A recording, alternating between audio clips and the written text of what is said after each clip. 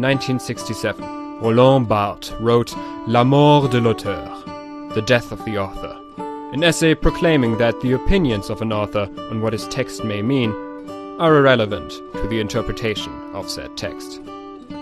In 2020, Julian and Magnus Dorra decided that the author's abilities are just as irrelevant.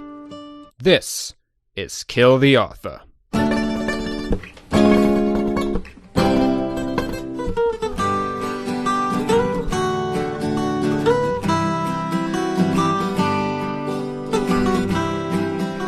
Hello and welcome to Kill the Author. This is our fourth episode? Fourth, I think. Fourth/third. Yeah. It's complicated. I'm Julian.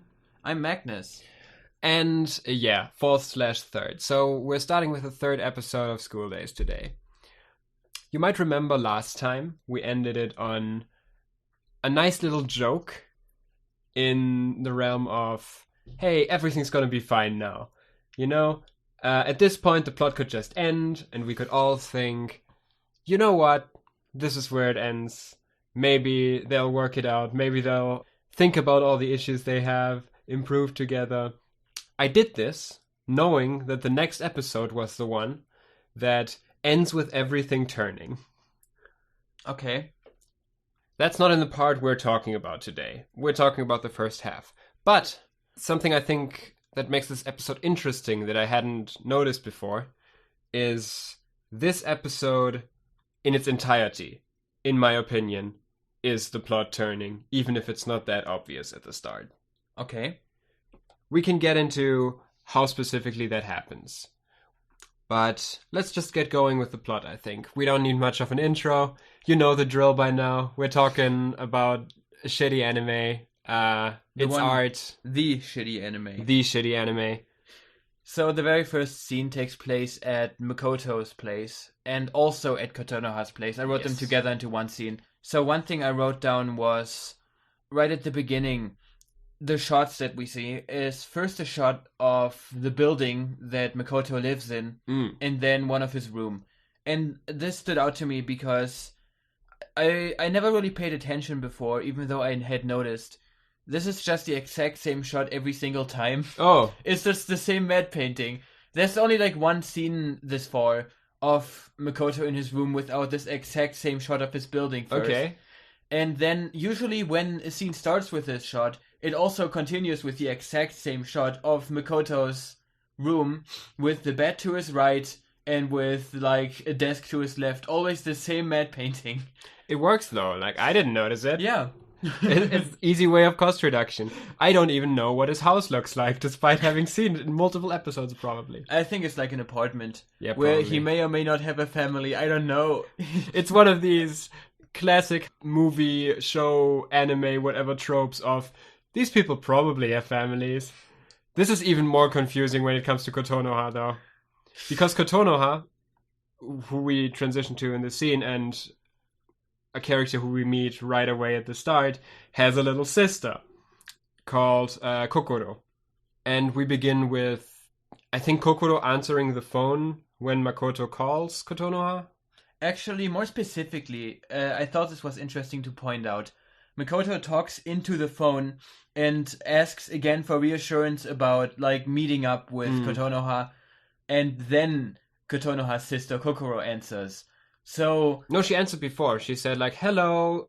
That's like the first line she gives, which is in a way that absolutely sounds nothing like Kotonoha, which is followed by Makoto saying to her, okay, I just wanted to make sure about the meeting later on, which is then followed by her saying, oh no, I'm not Kotonoha, which was extremely obvious. That very much did not sound like Kotonoha at the start. I thought also, does Makoto not recognize the voice of his girlfriend yet? Yeah, I'm afraid he doesn't. Apparently, he's been with her for a bit now. She doesn't sound anything like Kotonoha, and he still confuses him with each other. So when Makoto figures out that he's not talking to his girlfriend, but his girlfriend's little sister, she tells him that she's currently taking a bath to get ready for a date, or get ready to meet up with him later, or whatever, a day later, I think. And gotta be clean. And apparently Kokoro knows about him. It is mentioned shortly after that. After the opening credits, I think. Yeah, after the opening credits. I'm just gonna mention it now. Yeah. That apparently Makoto is like the log wallpaper of Kotonoha's phone. And I have the theory that maybe this is why she knows about him at all. Because it doesn't seem to me like Kotonoha would like explain her relationship with Makoto to her sister. She doesn't seem like that kind of person. Yeah, basically the only other thing that happens before the opening credits is that Kotonoha comes out of the bathroom and we see way too much of her body. Of course. But we get a thigh shot. We get 2 thigh shots.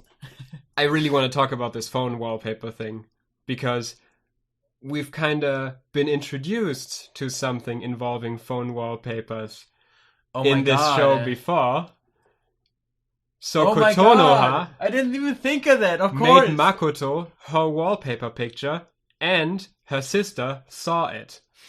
And we can assume that no 3 weeks have passed. So this is the cell phone game. We're back to the cell phone game, and Kotonoha failed it. Which means, yeah, both of them have failed it for each other. And if you succeed at it, that means your love will bloom, right? So what does it mean if both parties fail at it? Love will die. Love will die. Everything will die. No, I thought the interesting part here was it doesn't match perfectly because Kotonoha's picture of him isn't like one she took on the train or something like that. It's a picture of both of them together.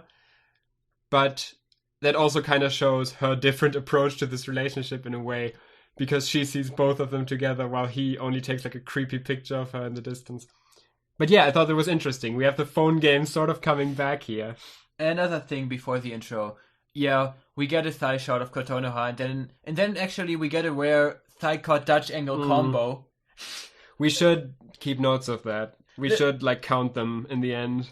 Here's something else I want to mention. This is not that relevant, but it's an art style thing. When we see her legs, there's an unusual, over-the-top amount of shine on them. I mean, she did just come out of the bathroom. She did, but I see that a lot in like DeviantArt, wherever. Yeah. This insane amount of shine in those weirdly red spots on specifically knees, shoulders. Yeah. What is this? The shine thing is something... the red spots we don't have a lot here, which is also something I noticed in this episode, by the way.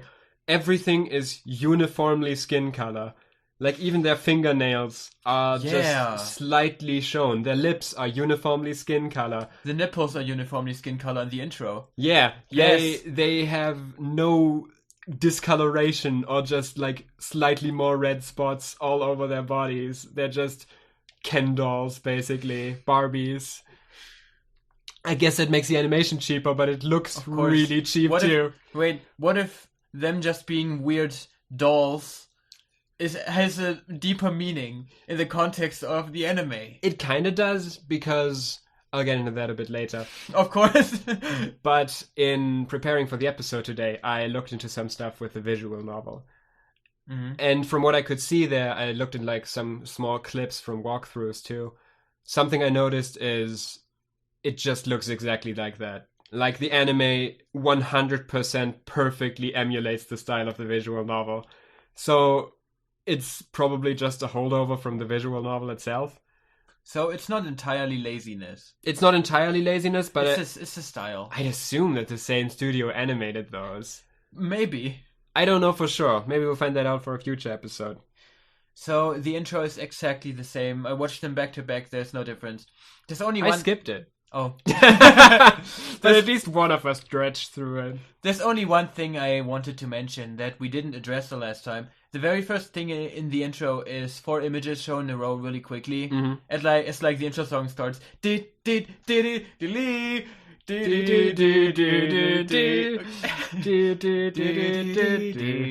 yeah. Okay. We'll give the big musical performance in the final episode.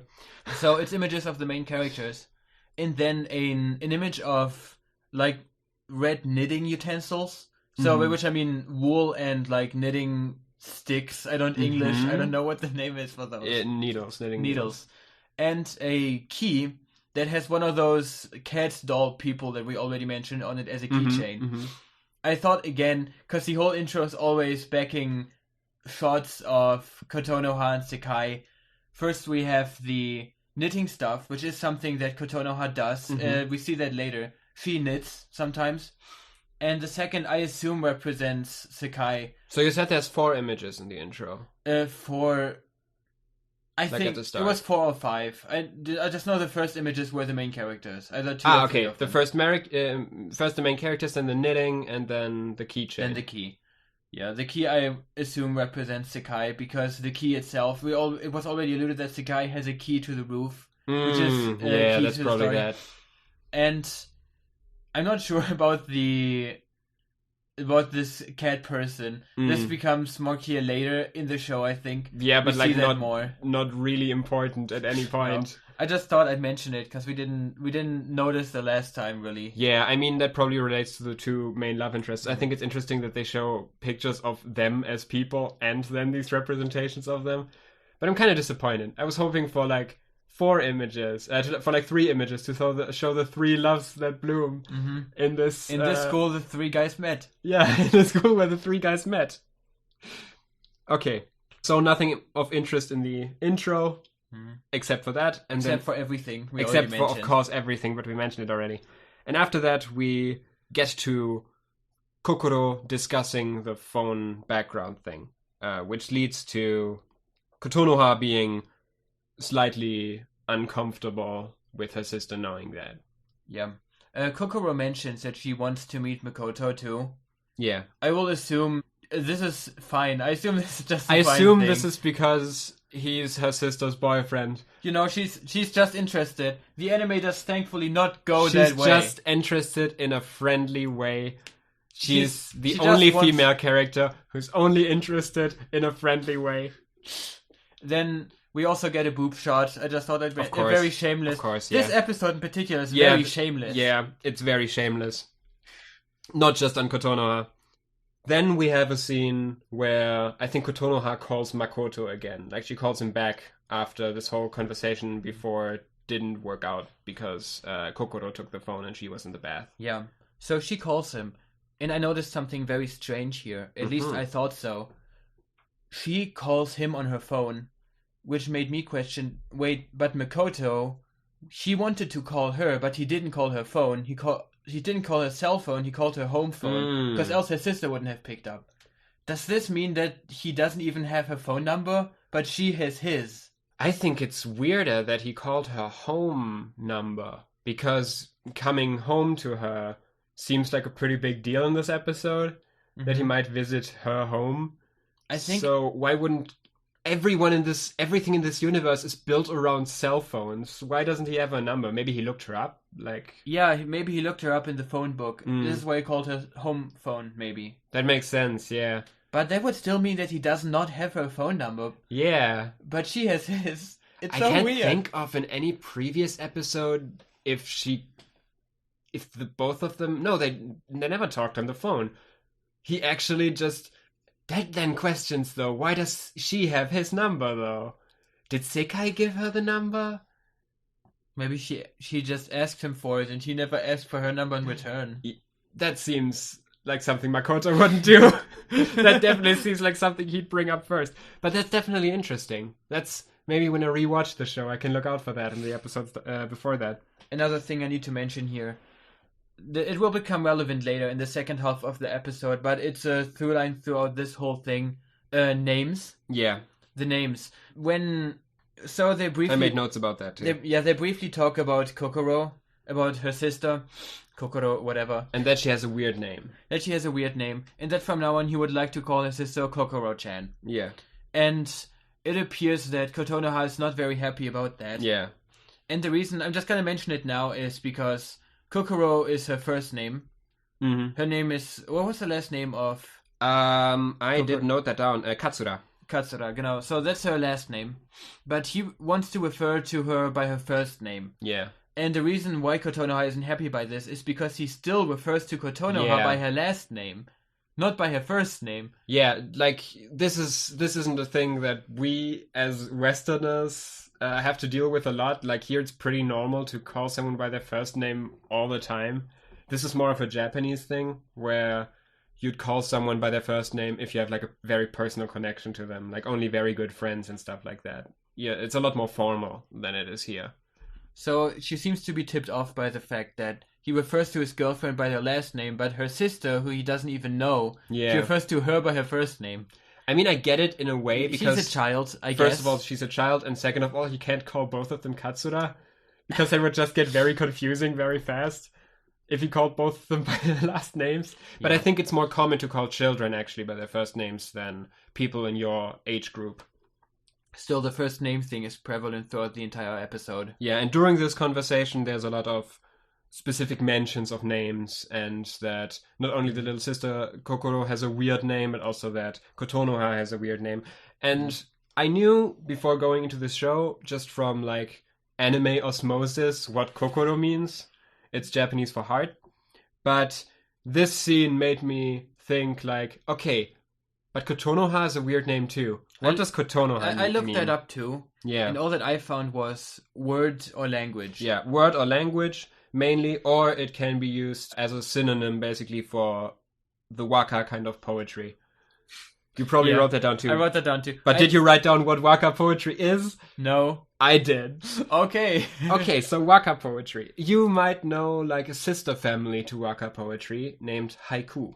Yeah, I all I read is that it has something to do with 31 syllables. It's like a 31 syllable poem. It kind of, there's more specific things to it. It works, generally about a haiku.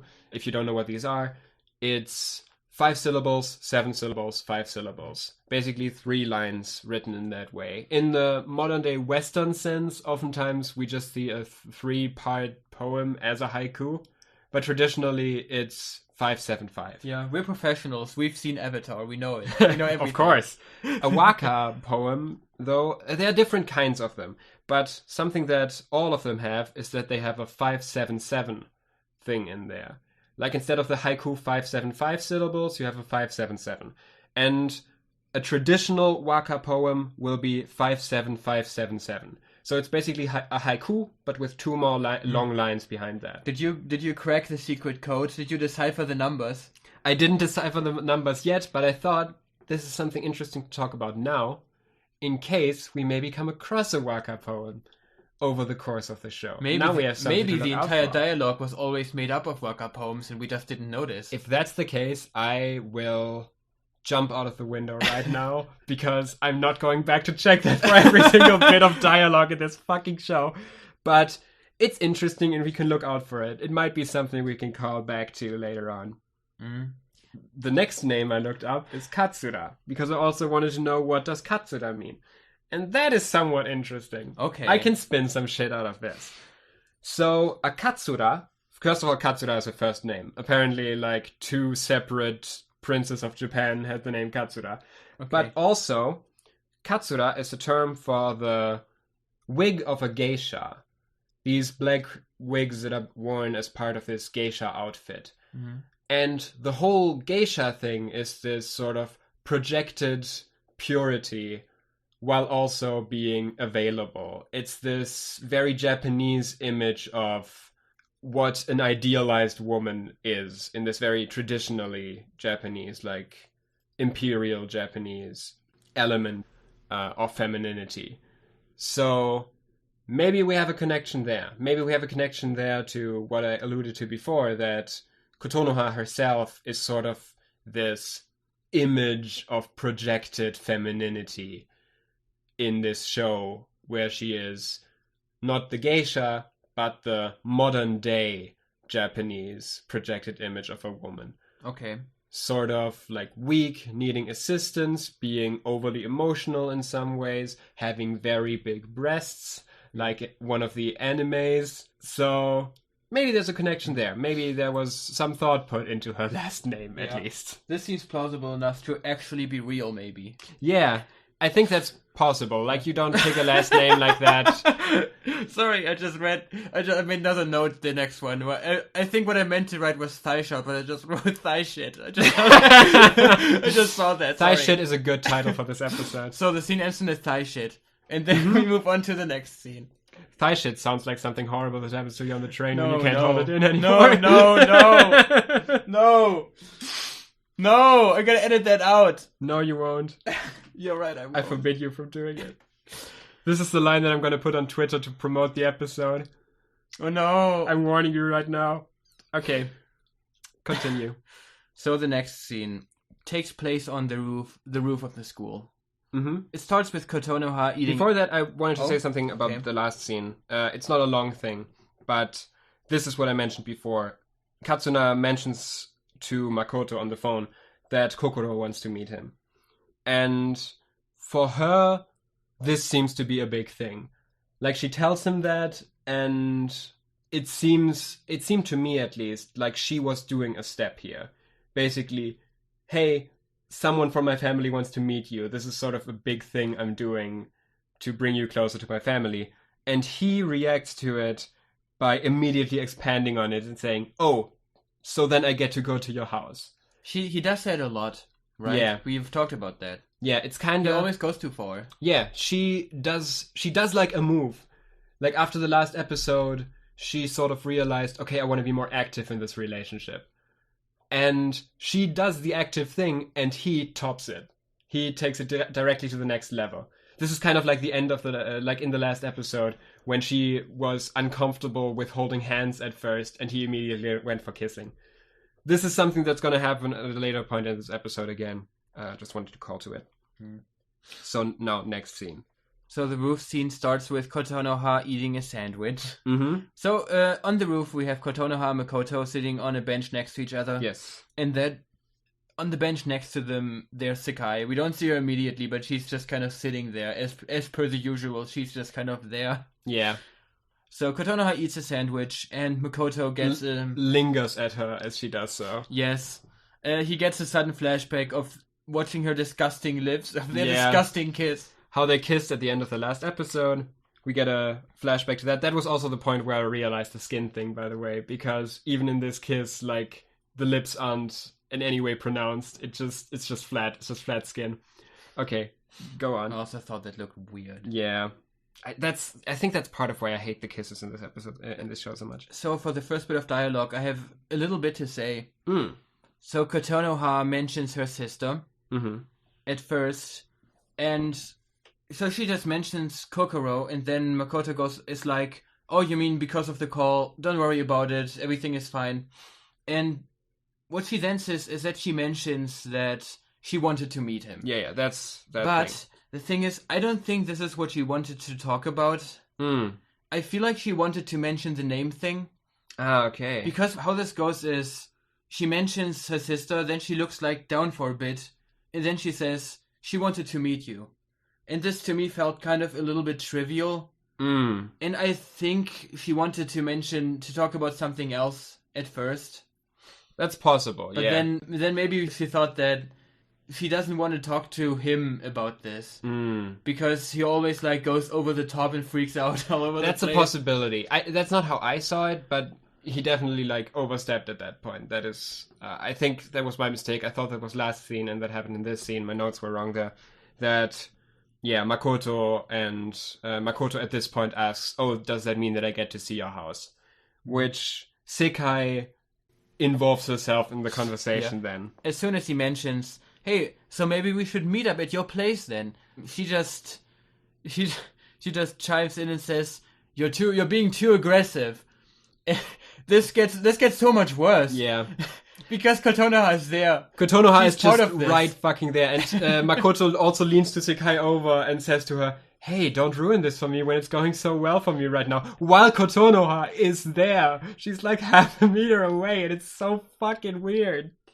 Like, she's completely the object in this conversation. She absolutely doesn't impact it. It's between Makoto and Sekai now, and they're talking about what Kotonoha means. Sekai does also directly address Kotonoha, though. Only for a short moment. She tells her that she doesn't have to take Makoto's shit, basically. Yeah, she tells him that she shouldn't spoil him, which I thought was just a strange way to phrase this. Here's my idea that this episode in its totality is the turning point where that idea comes in. My opinion on what Sekai does in this episode, and Sekai, the constant Sekai problem is that her motivations are super hard to understand, right? Yeah. We ended the last episode with Makoto and Kotonoha kissing at the train station, while Sekai stood in the distance, in the darkness, watched them, and then left. here's my take on what Sekai is starting to do here. I think she's actively trying to get them apart now. Are we there now? I think this is the point where maybe she's not even aware of it yet, but everything she tells Makoto to do in this episode is fucking stupid. Like, she tells him when things are genuinely looking okay for him, in my opinion, in this scene. Like, he goes a bit overboard, but she seems to be fine with him meeting her sister. Like, she mentions it, and he says, oh yeah, then I can come home to you. There's no reason for the situation to turn weird if Sekai isn't involved in it. Here's what I thought about this episode in total. If Sekai wasn't there, nothing bad would have happened. This is very interesting, because it makes a lot of sense to some very weird ideas that I have for later in this episode. Okay. In this very episode. Okay. Oh, I can wait to get to that. I can wait to get to that. Okay. Let's continue on. We'll get there. So, next we get Sekai physically assaulting Makoto. She headlocks him and, like, noogies him. I mean, somebody has to be assaulted each episode. We can't get around that. Yeah. So, this is after Makoto mentions, hey, don't interrupt us for everything's going so well. Yeah. Sekai headlocks him and they, like, I don't know, they mess around a little. And Kotonoha is just staring at them completely empty-faced. Yeah, she's just like, she's having this, this is happening face that she's had a few times in the previous episodes. Because, yeah, she's absolutely not involved anymore at this point. And, like, later on in the episode, she will again ask Makoto, like, we're together, right? And I think it's in part this, I'm not even a part of this. This is you. This is just you right now. So the next scene is strange. We get reintroduced to Kato, but at first... first of all, I gotta give some context here. Some real life context. Tomorrow, I'm gonna do, like, a small movie afternoon. Yes. Where, which I have themed... I know where you're going with. Yeah, which I have themed around my favorite genre of movie. 90s and early 2000s high school romantic comedies. So, one of my favorite ones, and probably my favorite one in that genre, is the classic Mean Girls. Absolutely fantastic movie. Everybody should see it all the time. Which features a gang of girls, which in the movie is referred to as the Plastics, which are basically the evil bitches at the school that the main character tries to get with. Milkshake brings all the boys in the yard. Yeah. So here, we're being introduced to this show's Plastics. I've just referred to them as the Plastics in my notes. What it is exactly, it's Kato, who was already in the previous episode. It's the hitman. It's the hitman. The one who told Makoto that she's gonna beat up Kotonoha for him. And the ones who in the last episode I referred to as the squad, which is 3 girls whose names I don't think I ever directly mentioned. Yeah. They're just the 3 girls. They just hang out with Kato and tell her how pretty and cute she is. One phrase I had for this now was, we're not being introduced to Kato, we're being reintroduced to Kato. Yeah, basically. Because she acts... not super weird. Not how I expected her to. She just turned from, I don't know, she's the kind of tomboyish friend of Makoto. Yeah. She's the absolute bully. She turns into the total queen bitch of the school. It's insane. Because she even has her Crab and Goyles standing right next to her. She's got 3 of them, or no? Yeah, she has 3 of them, and they literally just validate her. Crab Goyle and... Crab Goyle and... Shit. Crab Goyle and Weatherby. I don't know, the third one. So, they walk up to Kotonoha in class. No, I wanted to explain one thing real quick. The school fair is mentioned for the first time. Yeah, they talk about it. It becomes relevant in a few episodes. Yeah, it's the classic... It's the prom night. It's the classic prom night / festival thing in a romance anime. They talk about it before they walk over to Kotonoha. So she's incredibly rude. I didn't 100% understand the situation. Yeah. But from how I understand it is, apparently during lunch, when all of her friends, so when the squad, and I don't even know who was, were hanging out, Kotonoha wasn't there. Yeah, because she was eating lunch with Makoto. She was on the roof with Makoto. And so someone gave her some documents that were for Kotonoha originally. I don't think it's exactly like that, but pretty close. Okay. My thought is... these documents were specifically for their committee. Like, they're all in the same committee. That these documents were for them, and that basically usually they always just make Kotonoha do it. Yeah, because apparently, no, she has the documents, and she specifically calls it, like, what an absolute pain this is. Yeah. If I had to do your documents, and she just throws them on her desk, you do this stuff. Yeah, and then they walk, like, to the back and just hang out and chill back there without doing any work. Like, I think they're all on this committee, but Kotonoha is the only one who has to do the actual work, and they just sort of bully her into doing it usually. Yeah. There's a bit more happening before they do this. Hmm. So there's lots of thigh shots. Of course. I just thought Can't get around that. Can't get around the thigh shots. And the squad is making fun of Kotonoha a lot. Yeah. They're like, oh, you don't have time to work with us anymore because you can't stop hanging out with your boyfriend. Which she has anxieties enough about at this point. Yeah, I think they do this on purpose. And then there's like one weird shot for like a good 2 seconds in which Koto just really angrily stares at Kotonoha. Yeah. And then she's just like, alright, so you're gonna do this now. Alright, I'm done now. You did I have broken you. I have sufficiently broken you. To get to work, I'm gonna hang out in the back with my friends. Yeah. So Kato is now introduced as basically the bully plastic. Asshole, the plastic. Ashley, was it Ashley? No, it wasn't Ashley. It was... my sister's gonna be so fucking mad at me that I don't remember her name. I'm gonna watch the movie tomorrow anyways. I'm gonna say her name right now. Regina George. Okay, there, I said it. Man, I did remember it. That's absolutely not edited in later on. Fuck. Can't remember it. Tiffany. I don't know. She has, like, her name is mentioned all the time in the movie. Oh, man. God, I'm so mad. I'm so mad, and also I'm gonna be mad at myself, because I will remember it, and I'll be... forget it. She became the queen bitch, okay? Whatever. Don't ask me. I don't know anything. So the squad, they go into the back, and then they just talk to each other there. Well, Kotonoha just sits there in despair. Yeah. And one thing they mentioned is that apparently they're, like, supposed to bring a date. Yeah, like prom. You're supposed to bring a date there, and people are starting to talk about who they're gonna bring there. Right. And I think that might be in a later scene that also takes place with them, where the others basically say, Kato, we wouldn't want you to end up without a date. You're so cute. You're so great. Like, they literally just compliment her. But yeah, I think that's a bit later. Sucking up to her. So bad. But we don't have to mention it anymore, because we mentioned it here. Next, we have a train station scene. Yes. Here's a character that I called in my notes while watching the episode some hitherto unestablished girl, because I didn't remember that we've seen her before, but we have. Her name is Hikari. Yeah. I remember that name because she was in the intro. I think it's Hikari, because Hickory reminds me of, like, beef. Hickory. Some hickory smoked beef. Some good smoked hickory beef. Great. Okay, Hikari. Yeah. So, Makoto and Hikari are waiting on the train station. Makoto and Kotonoha. No, first it's Makoto and Hikari. Kotonoha then shows up. And Hikari notices and looks over to them kind of suspiciously. And then she stalks them on the train when they get on the train. She mostly just watches them a lot and seems really suspicious. Which was very weird to me, not remembering who that character was. Like, who is this person? Why is she stalking them? What the fuck? She's a friend of Sakai. This becomes more apparent later. Yeah. We see them hanging out later. Yeah, so on the train, we get a small scene between Kotonoha and Makoto while Hikari watches. Yeah, this is a sort of almost nice thing. Yeah, and also the most confusing scene in the entire episode to me. I think that's the next one, to me. Okay. So Kotonoha is really unhappy.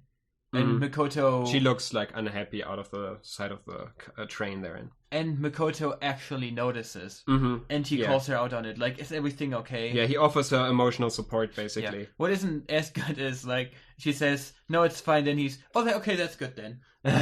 And then there's another bit of silence. Yeah. Okay, you're fine. Okay, you are. Like, he's not good at reading her yet, but he did notice, okay, you're having trouble here.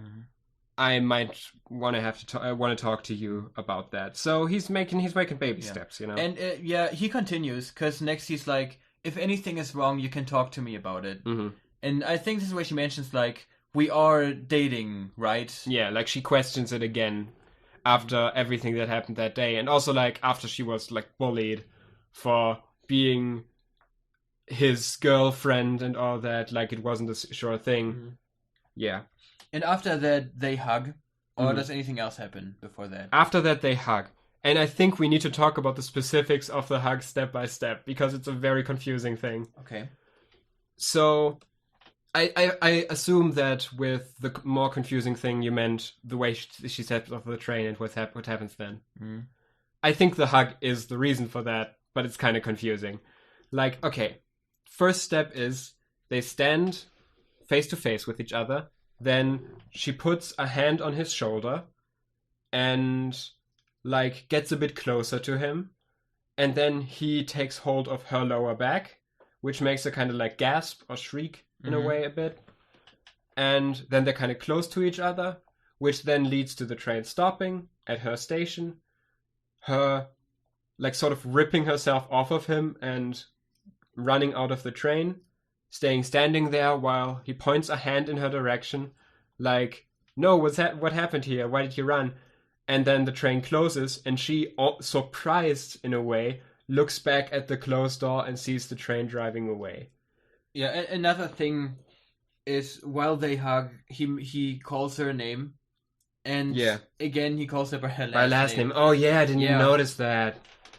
I thought this was also relevant. So first of all, he's again physically approaching her, which he's not very happy about. I think it's even more. It's her making a first step again, and him taking it a bit further again. Yeah, right when she does that. And then the name again, everything. I think it's just too much. I think her once again. That's probably what it is. Like, I was really confused when she ran out of the train in that way, because it seemed like she initiated it.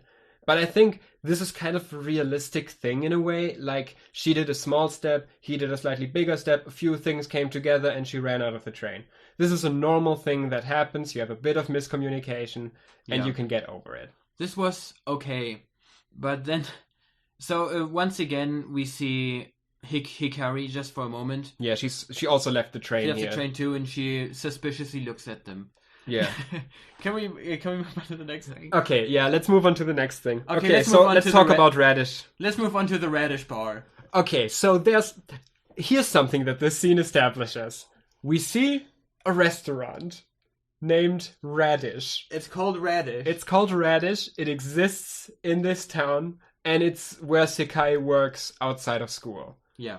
It's like a day job she has. So we're already... Okay, this is weirdness level 1. We're on a slight weirdness level. We have a restaurant named Radish. That's kind of weird. Why the fuck is it called Radish? I just called it Radish Bar. The Radish Bar. The Radish Bar. It's probably more of a bar than a restaurant, you're right. From what I remember about it, a cafe. Okay, next level of the weirdness part. What the fuck are they wearing? The uniforms. Okay, so there's a uniform. I described the uniform the following way.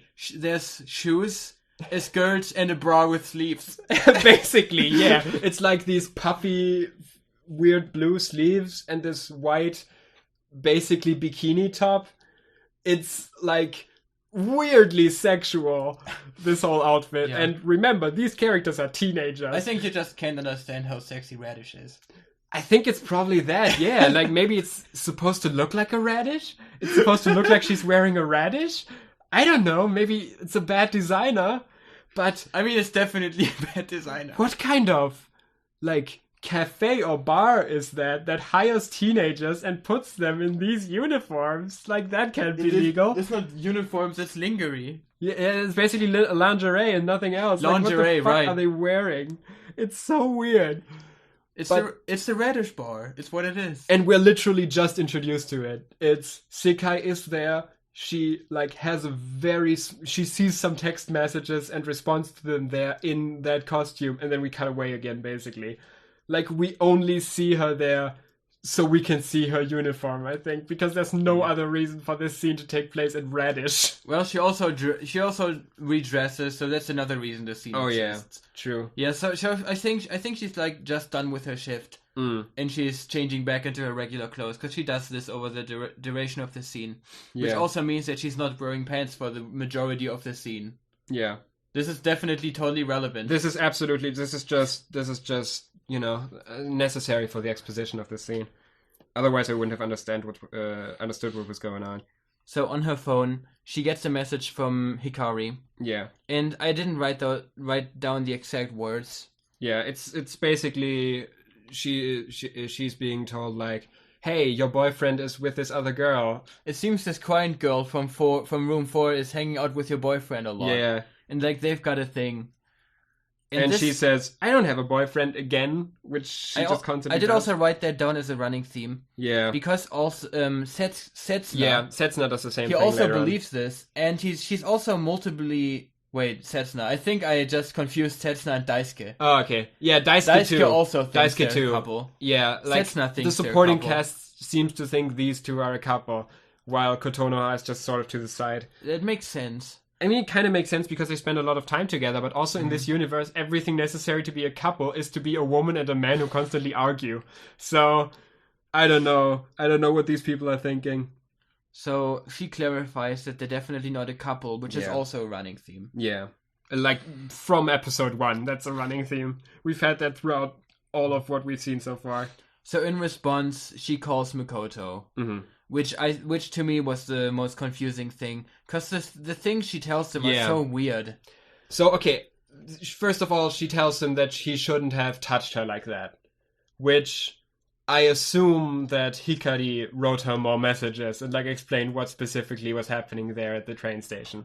I don't think she did, though. Okay. I think this is all she got, and everything else, she just kind of, I don't know.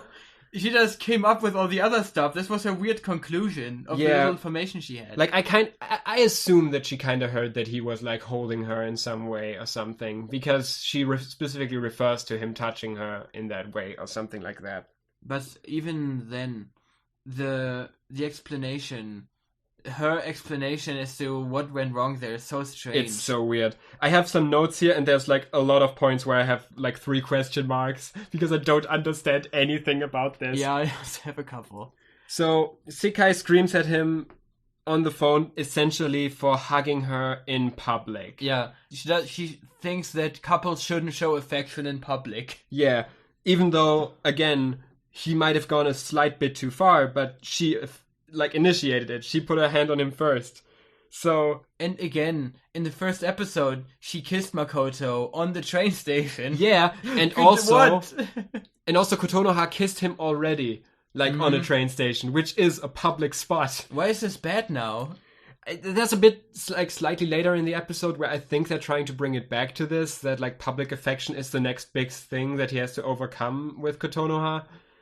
But yeah, it's super weird. And also, like, she tells... This is the most confusing point in this whole conversation to me.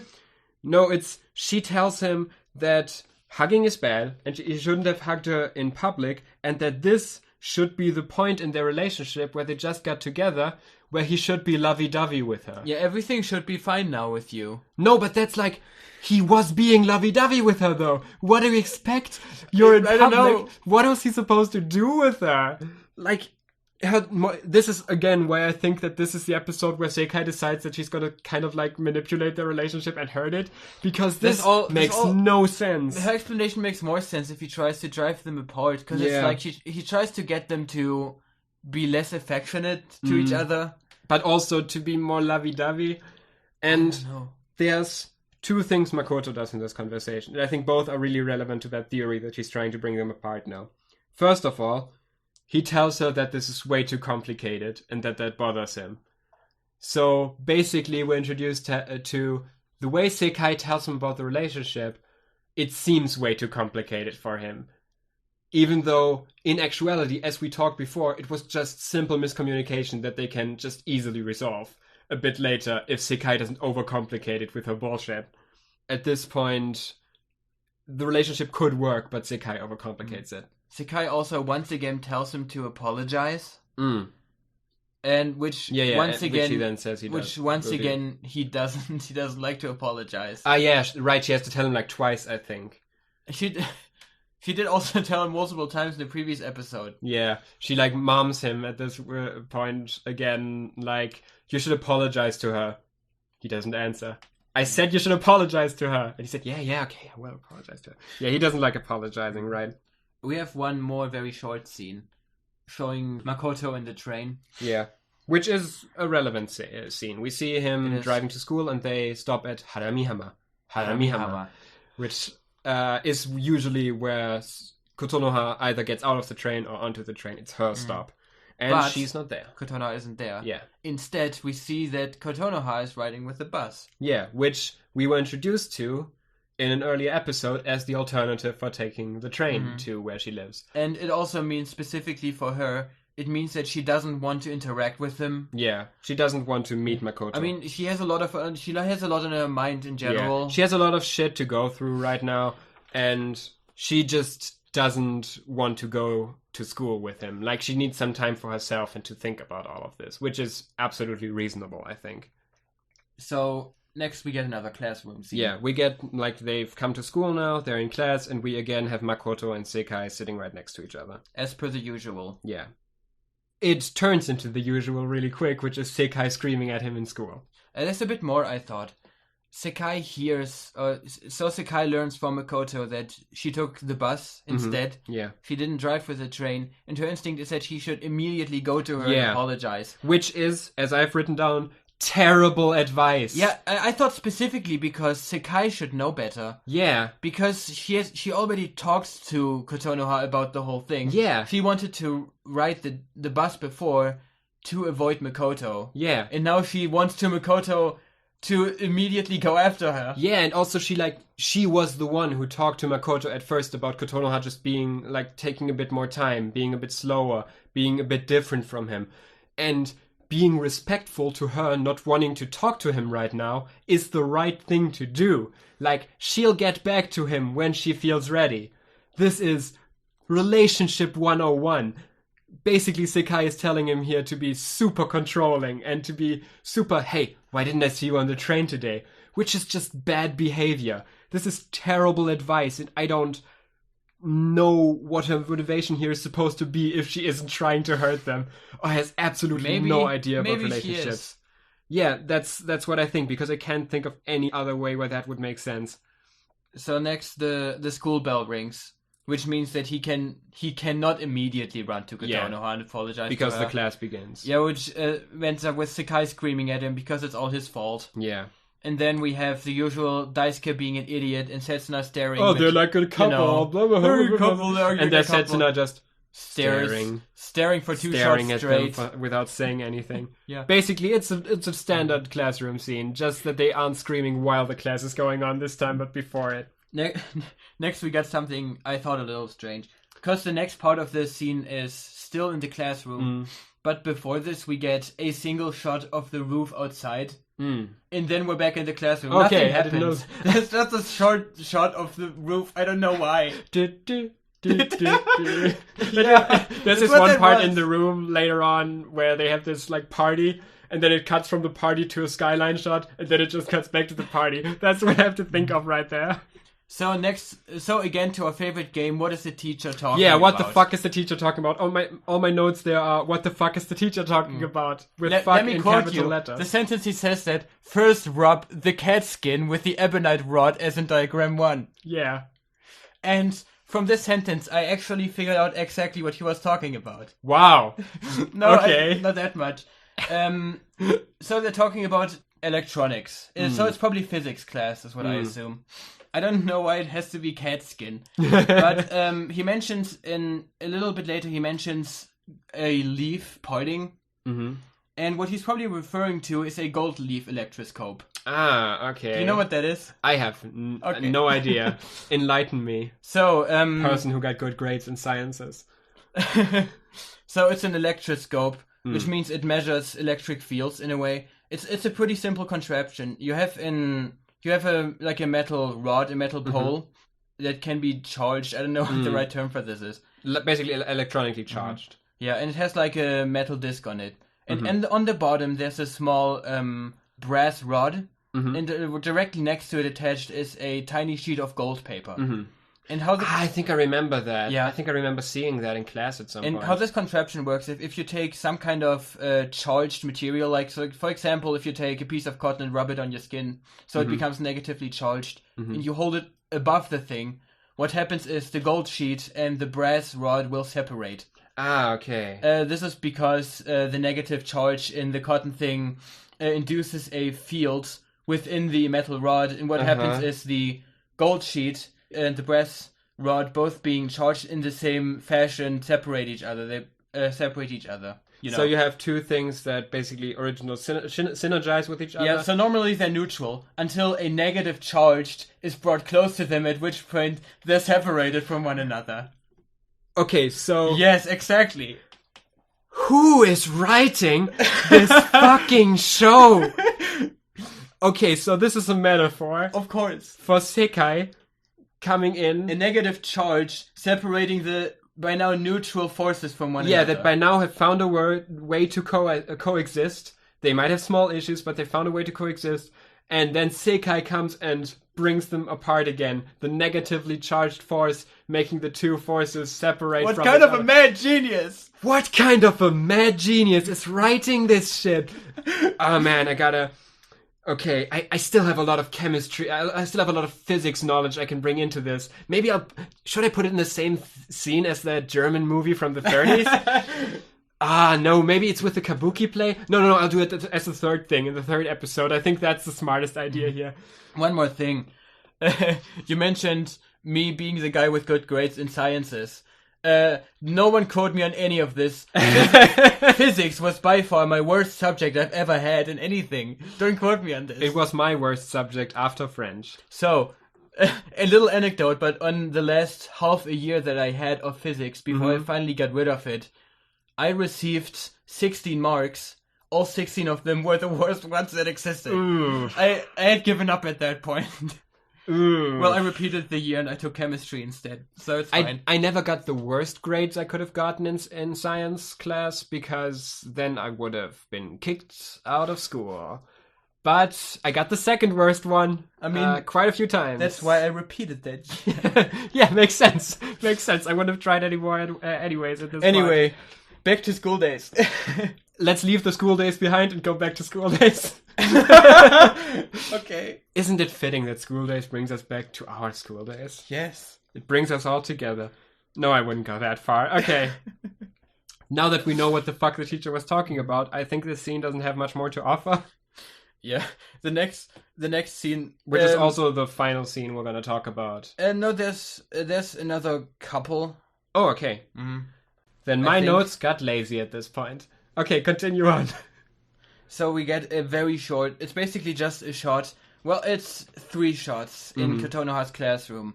But really, really, it's one shot. Because we see the same image. The camera slowly zooming up an image of Kotonoha from the top. Then the camera slowly zooming up the exact same image, but zoomed further in. Mm-hmm. And then the exact same image again, zoom further in. Basically, the entire screen is just the face of Kotonoha now. It's so ridiculous. And there's also, I think it's in this scene that we also have this other shot that basically shows the plastics sitting in the back row, and we see Kotonoha in the background, where they talk about the school festival again. That's what I have marked in as the next scene. Okay. Whatever. All the same scene, it's not just really different shots, basically, Scenes, shots, what is this? What does it mean? Yeah, so basically they mainly talk about the school festival there, and that they want Kato to be with a boy there because she's so cute. We also get another after class shot at 12:05. There was a clock. It was 12:05. Mm-hmm. I'm sure this is relevant. I mean, I assume the class ends at 12, so it's relevant in that way. Makoto again. Sekai mentions, Makoto, you know what you have to do now, which I assume is apologize. Yeah. But Makoto says that, can't you come with me? Yeah. I don't want to apologize all by myself. Yeah, can you come along? He again, he isn't necessarily dodging apology, but he's like, I think part of it is also just that at this point he thinks he needs Sekai, sort of, after she's constantly told him that he's doing everything wrong. And I need you. And I miss I think it's more just, he thinks he's kind of useless in this whole thing with how much he's down-talking everything he's doing, despite what he's doing not being this bad in this episode and probably working out. So, yeah, she says she won't come along. We're being really nice to Makoto today. Yeah. Yeah, but, I mean, this really is the episode at the start where I think this could have worked out here. This could have been the point where they just have a normal relationship going forward. If Sekai just kind of... I don't know, let me just say something ridiculous. move to France or something like that. If Sekai suddenly moved to France, then this plot could have just worked out and the two of them could have had a normal relationship. Why would a character suddenly move to France? You have no idea what I found out when I read about the plot No. of the visual novel. Oh man, are we gonna mention this now or in 6 episodes? I'll mention it when it comes up, but I found Okay. some interesting stuff out, especially in regards to there are some points in the visual novel where, depending on decisions you make early on, certain things that affect Sekai or Setsuna are swapped around.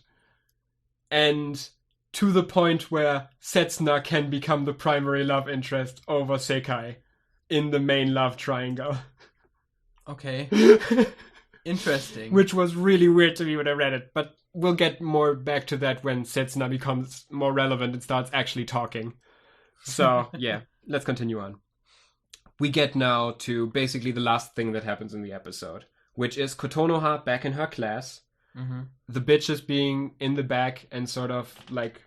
The squad is there sucking up to Kato, right. They're like, all the boys are gonna want to hang out with you. You're so cute, whatever. And another thing is, Kotono has another weird mystery box, like she did in the last episode. I didn't notice it again. Yes, it was like a picnic I basket. gotta she look had out in for her desk. that. Maybe it's just her bento box or something Maybe like that. Yeah. Anyway, she picks it up and just runs out the door. Yeah, like she seems like she thinks for a bit, like she hesitates, and then she runs out the door. Yeah. Which brings us to a true very last shot of the episode. Makoto reaches the roof. He goes up there to talk to Kotonoha. And she's not there. She's not there. But then as soon as he, enters the roof, she runs in through the door. Yeah, like she runs up the stairs and comes to the roof. And basically meets Makoto on her terms. Like, he didn't go to her class to apologize to her or to talk to her. He didn't do what Sekai told him, basically. He didn't go to her when she didn't want to see him. She took her time. She went to school alone. She sat there in her class, and then she decided, no, I want to talk to Makoto. Like, I don't want to stay away from him. I want to talk to him. She goes to him on her terms, which is the exact way this situation should be going. She decides, this thing yesterday was weird for me, but I'm going to talk to him about it. I'm not going to, say this relationship is over because of this tiny thing. I'm going to go to this guy on the roof where we always meet, and I'm going to talk to him about what happened. She approaches him when her time is right. Yeah. Which is the exact way this situation should be going, and it would have gone horribly if he had done what Sekai told him and just ran to her immediately. Isn't it nice that the show ends here immediately and it's just over now? Yeah, that's really good. So that was Kill the Author Season 1. We talked about school days in this one. Really fun show. It was weird that it had exactly 2.5 episodes. Wait, I almost forgot about something. Right, there's a second half to this episode. Or do you mean something else? That too. But I mean, she arrives on the roof out of breath and she immediately apologizes. Oh, yeah. I just thought I'd bring that up again. She does that. Like, I'm sorry I'm late, is basically what she says. Okay, but now we're done. This is where we're going to end this half of this episode of School Days and end this episode of Kill the Author. Man, that was a nice one, right? Mm-hmm. Makoto and Kotonoha making it work despite hardships. Yes, but against the odds. But yeah, this is the end of this episode, without spoiling too much, is the point where I got really mad at the show for the first time when I watched it. I felt when I watched the show for the first time that was the point, like everything was shifting. But now that we're looking at it like this, you can really see the signs of how it's moving towards that shift early Whether on. it be old German movies or physics. Whether it be old German movies or physics or just like the character dynamics. Like in this episode, we really saw the character dynamics sort of shift. With Makoto and Kotonoha being the couple that's trying to make it work, and Sekai being this radical agent that's sort of getting in the way of that more and more. I've always been of the assumption that School Days is the kind of bad where whatever it was trying to do, it failed. Yeah. But I'm getting closer and closer to it is exactly what it wanted to be, whatever that is. Yeah. like, I'm getting there too. I'm getting to the point where I'm thinking, like, what it's doing is garbage, but I get what it's doing, and it's doing it. Yes. It's doing it deliberately. There are some points in later episodes that will sort of challenge this assumption. Specifically, there's an episode during the school festival where I thought, oh, there's no way that they're actually trying to do this, huh? They're trying to be a comedy, huh? But we'll get to that when we'll get to that. Yeah. For now, I really enjoy, with this half of the episode and with what we've done so far, how our way of looking at this show has really proven the concept of Kill the Author, that there really are things there, even in the worst media, that you can like read a lot into, that you can discover, and that were probably planted there by someone who actually cared. Like, I can't imagine that these teacher scenes just happened for coincidental reasons. There's someone here that saw the themes and that actually wanted to do something interesting with them. I'm actually excited what the next teacher scene is about. I'm super excited about the teacher scenes. The teacher scenes are the best thing about this fucking show. All right. But we'll get back to you in 2 weeks with the second half of this episode. Get ready, because it's going to be painful. Yeah. Especially the end. It's fine. It's fine. You're going to see it through our lens. If you want to watch the show, now's the perfect time, because we're going to spoil the first horrible moment next episode. So be prepared. Until next week. We still don't have a sign-off phrase, so... It's goodbye. Bye. Goodbye.